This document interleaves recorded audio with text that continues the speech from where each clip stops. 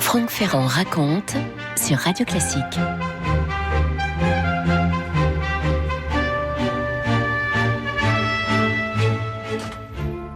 « 1814, cette année tellement essentielle dans l'histoire de France. On est dans la nuit du 6 au 7 avril, dans l'hôtel Saint-Florentin. L'hôtel Saint-Florentin, c'est la demeure à Paris de Talleyrand, bien entendu. Et c'est le tsar de Russie, Alexandre Ier, qui est là dans le grand salon et qui s'impatiente.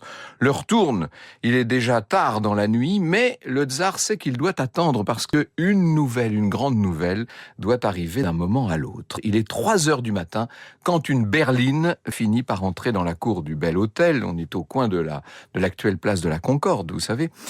La berline arrive de Fontainebleau et en descendent 3 hommes. Il y a la Caulaincourt, tellement proche de l'empereur Napoléon Ier.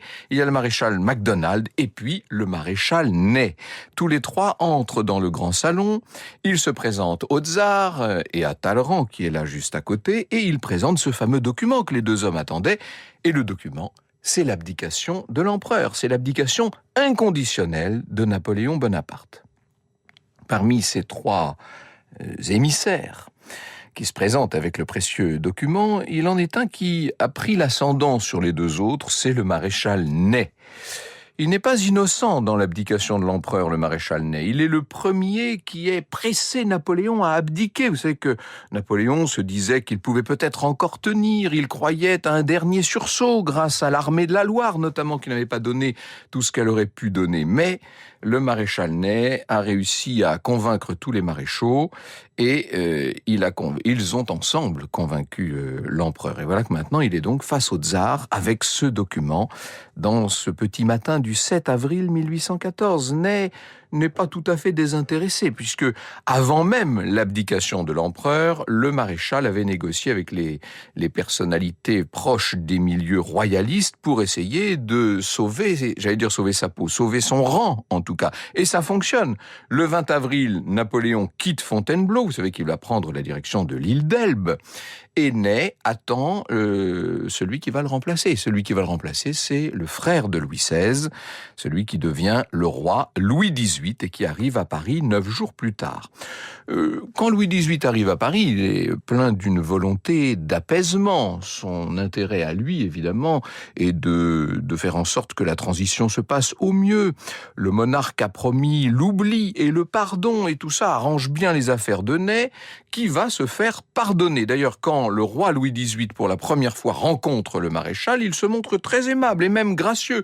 Il va jusqu'à poser la main sur l'épaule du maréchal, puisque Ney reste maréchal, il garde son titre, et lui déclare qu'il le considère comme une des plus fortes colonnes de l'État. Frédéric Hulot a fait paraître une biographie du maréchal Ney. Il nous dit « Ney était conquis et se découvrait fervent royaliste. Les marques de la faveur royale ne tardèrent pas à pleuvoir sur lui comme sur ses camarades. Il reçut la croix de Saint-Louis, ainsi qu'un siège à la Chambre des Pairs. En outre, le 20 mai, il fut promu au commandement du corps royal des cuirassiers, dragons, chasseurs et chevaux légers lanciers de France. Ça faisait de lui, en cas de conflit, le chef de toute la cavalerie royale. » Le 26 juin, il devenait gouverneur de la 6e division militaire de Besançon. Un jour, Ney présenta ses enfants au monarque. Le roi avait daigné bénir les enfants du maréchal en leur disant « Mes petits amis, soyez de braves gens comme votre père. Il vous donne le bon exemple. » Tout va pour le mieux. Ney va néanmoins se faire pas mal d'ennemis, et des 2 côtés. Il y a tous ces anciens coreligionnaires bonapartistes qui voient évidemment son attitude comme une véritable trahison. Pour eux, Ney devait tout à la Révolution et à l'Empire. Il venait du reste d'un milieu très modeste, puisque son père était tonnelier en Lorraine, à Sarrelouis.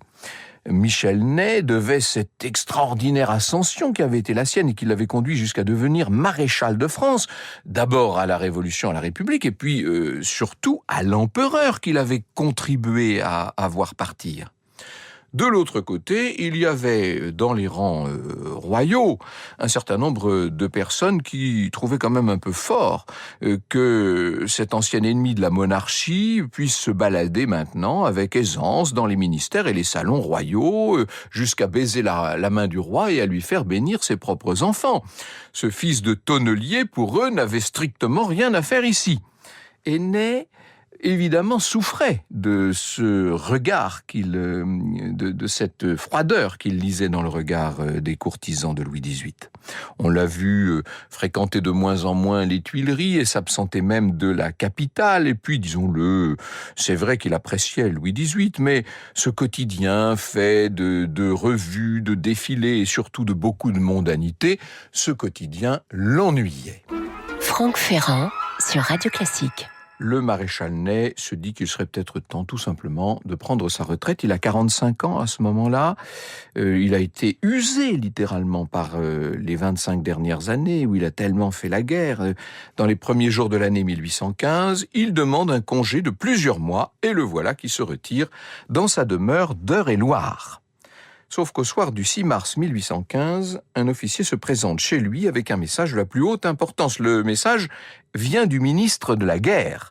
C'est une lettre qui enjoint le maréchal de revenir le plus vite possible à Paris. Et on ne lui donne pas la raison. Le 7 mars au soir, Ney arrive dans son hôtel de la rue de Lille et c'est son notaire qui est là et qui va lui apprendre la nouvelle. La nouvelle, vous l'avez deviné, c'est que Napoléon Bonaparte a débarqué sur la côte méridionale de la France. Il a réussi à fausser compagnie aux Anglais à l'île d'Elbe. Le voilà qui a débarqué à Golfe-Juan et qui remonte maintenant, qui suit la vallée du Rhône, qui remonte vers Paris. Ça fait déjà une semaine qu'il est en route. Et Ney se dit que les choses là sont catastrophiques. On le voit appuyer sa tête sur le marbre d'une cheminée. « Ah, mon Dieu, dit-il, mais quel malheur! Quelle chose affreuse !» Avouez que ça ne manque pas de sel quand même de la part d'un homme qui devait sa dignité de maréchal à l'empereur. Il s'interroge, Ney. Selon les dernières nouvelles, Bonaparte serait déjà à Grenoble. Mais qui pourrait maintenant l'arrêter ? Qui ? Lui, évidemment. À 11h du soir, il demande audience au roi, qui le reçoit, bien entendu. Ney propose à Louis XVIII de prendre la tête de ses unités à Besançon et d'aller arrêter l'usurpateur. Il déclare au roi « Je me saisirai de lui, sire, je vous le promets, et je vous l'amènerai dans une cage de fer. » Ah, cette expression, je vous l'amènerai dans une cage de fer, cette expression a quand même un peu surpris le roi Louis XVIII, pour ne pas dire choqué le roi. Et une fois le maréchal reparti, le monarque a déclaré « Enfin, une cage de fer, mais quelle expression ! Emmener un ancien camarade comme une bête fauve dans une cage de fer, je ne lui en demandais pas tant. C'est un singulier petit serin qu'il m'amène là. » Le roi Louis XVIII ne manquait jamais d'humour et il avait une certaine lucidité sur les gens et les choses.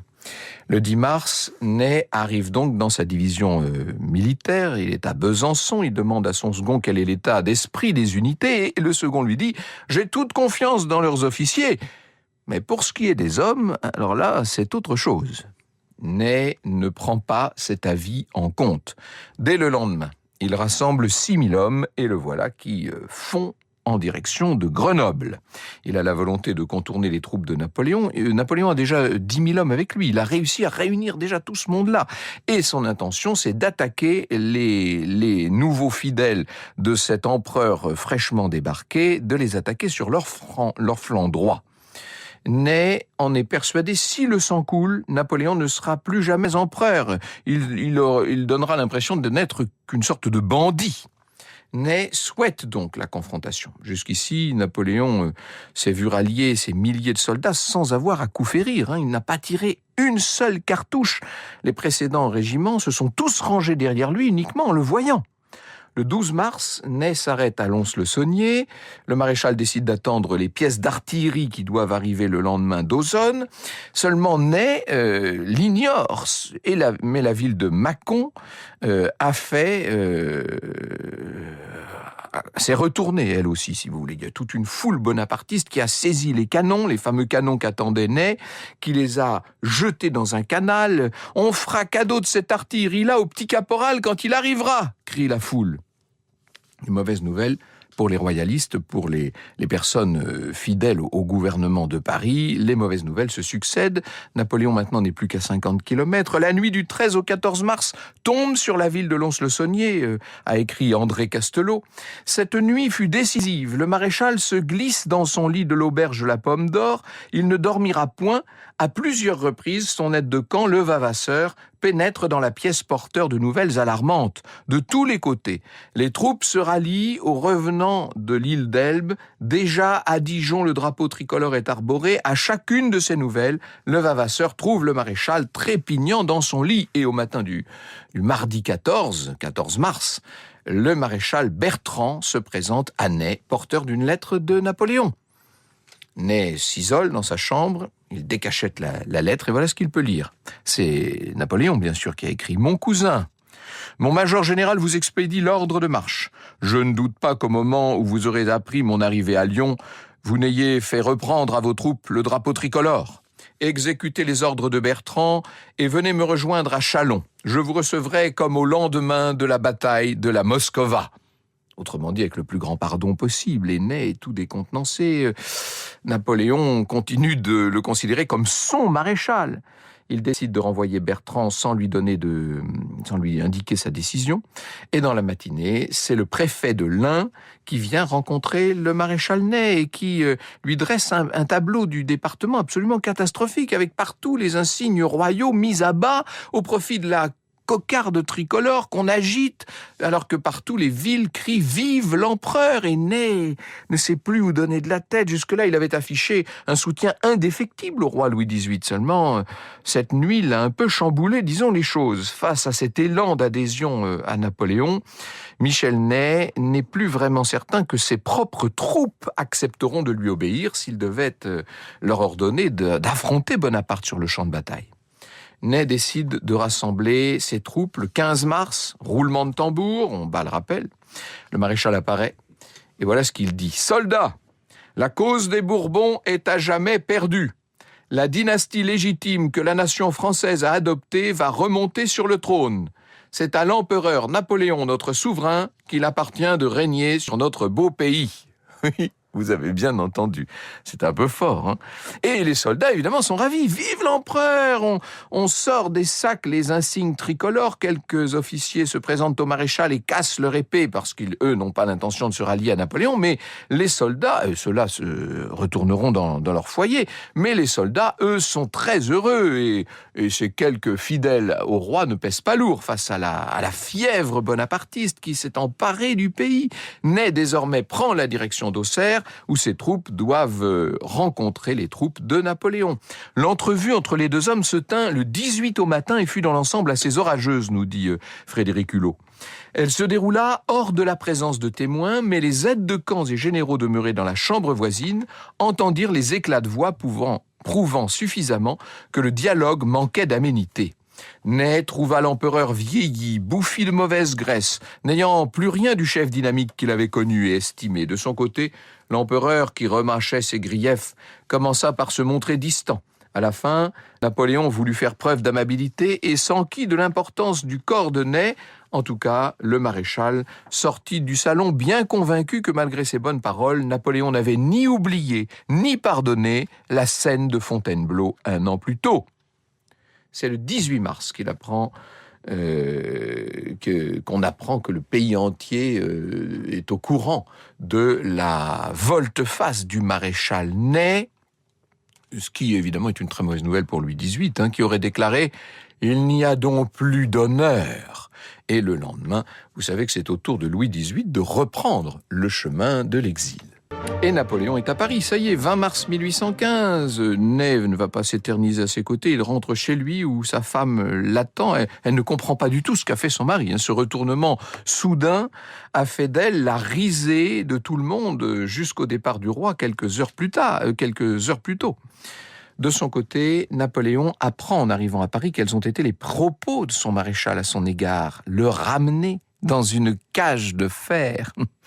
Napoléon sourit, ou plutôt, Il feint de sourire, mais déjà Ney était assez discrédité dans son esprit. Là maintenant, il n'y a plus du tout, il n'y a plus grand-chose à sauver. L'empereur va néanmoins conserver le maréchal à ses côtés. Après tout, il est loin d'être le seul à avoir retourné sa veste un certain nombre de fois. Napoléon va même donner à Ney une mission. Il est renvoyé dans le nord de la France pour inspecter les places fortes militaires. Et il est revenu de sa charge à la fin du mois d'avril, le maréchal Ney, et ne reste pas dans son hôtel de la rue de Lille. Évidemment, son intention à lui, c'est d'être le plus loin possible de Paris. Il va repartir en campagne pour mettre de la distance entre Paris et lui. Il n'avait pas vu Napoléon depuis 3 mois à ce moment-là, quand il reçoit une lettre. On est donc le 11 juin, ça fait même 3 mois et demi. Et la lettre annonce la fameuse campagne de Belgique, celle qui va conduire tout le monde à Waterloo. Elle est écrite d'étrange façon, puisqu'il est précisé que s'il veut se trouver aux premières batailles, qu'il se rende le 14 à Avesnes, où sera mon quartier général. Là, Napoléon devient vraiment très ambigu. Ney se dit que c'est le moment de faire ses preuves. Le 14 juin, il est donc bien au quartier général de Napoléon, qui est satisfait de sa présence et de pouvoir compter sur les officiers expérimentés qui entourent Ney. Seulement, celui-ci doit attendre près d'une journée avant qu'on lui attribue un commandement. Le 15, on lui confie un corps d'armée de 22 000 hommes et l'ordre de reprendre le carrefour des 4 bras occupé par le duc de Wellington lui est enfin donné. C'est une mission, vous savez, qu'il accomplit avec succès. Le 17 juin, l'officier anglais est obligé, le chef anglais est obligé de battre en retraite et il s'installe du côté de Waterloo, donc. Franck Ferrand sur Radio Classique. Et Ney sait bien que c'est l'avenir de l'Empire qui se joue. Et quand je dis l'avenir de l'Empire, c'est aussi le sien, bien entendu. Toute la journée du 18 juin, il se bat en faisant charge de cavalerie sur charge vers la fin de la journée, alors que la bataille est en train de tourner mal pour les Français. Ney charge à la tête de l'infanterie en s'écriant « Venez voir comment meurt un maréchal de France !» Eh oui, sauf que au soir de la bataille, il n'est toujours pas mort et qu'il est contraint de battre en retraite avec ce qu'il lui reste de troupes. Il ne verra plus jamais Napoléon. De retour à Paris, il se rend auprès de Fouché, qui est ministre de la police, et qui lui propose de lui donner un nouveau passeport pour essayer de filer vers les États-Unis. Mais Ney décide de ne pas quitter la France. Il est persuadé, comme il le dit lui-même, il est persuadé que sa renommée militaire le sauvera. Ça, c'est peut-être un peu présomptueux. Il se rend aux eaux de Saint-Alban, on n'est pas loin de Roanne au début du mois de juillet, mais à la fin de ce mois, une ordonnance royale contient le nom d'une 20aine d'hommes à conduire devant le conseil de guerre. Et parmi ces 20 hommes, il y a le maréchal Ney, évidemment, qui est arrêté au début du mois d'août, qui est emprisonné à la conciergerie, puis à la prison du Luxembourg. C'est Jean-Baptiste Galen qui a préparé cette émission aujourd'hui et qui, lorsqu'il travaillait au palais du Luxembourg, a occupé un petit bureau qui était justement le cachot, qui était la cellule où l'on avait installé le maréchal Ney avant qu'il ne soit jugé par la Chambre des Pairs et non pas par un conseil de guerre. C'est en tout cas ce que lui voudrait, mais en fait, les choses sont un peu longues. Il faut attendre le 9 novembre 1815 pour que le maréchal Ney puisse enfin comparaître devant la Chambre. Durant près d'un mois, les séances se succèdent, seulement les pairs, à une très grande majorité, sont des royalistes. Qu'est-ce que je dis ? Ce sont même des ultras, comme on disait, c'est-à-dire des gens ultra fidèles aux Bourbons. Le 6 décembre, ils votent la mort. Ney apprend la sentence dans un grand calme. Sa femme va essayer d'aller plaider sa cause devant le souverain, mais elle n'arrivera à rien. Et le 7 décembre 1815, à 8h30 du matin, on le conduit, on le fait sortir de la prison du Luxembourg. La voiture s'arrête rue de l'Observatoire, là où se trouve le peloton d'exécution. Ney a refusé qu'on lui bande les yeux et il a déclaré « Camarades, tirez !» et visez au cœur, visez juste, aurait dit le maréchal Ney. Est-ce que le maréchal Ney est mort ? Est-ce qu'il a bien été exécuté ? Vous savez que certains prétendent qu'il aurait en vérité été substitué et qu'il aurait pu survivre à cette exécution. Ça nous entraînerait sur un tout autre terrain. Vous écoutez Radio Classique.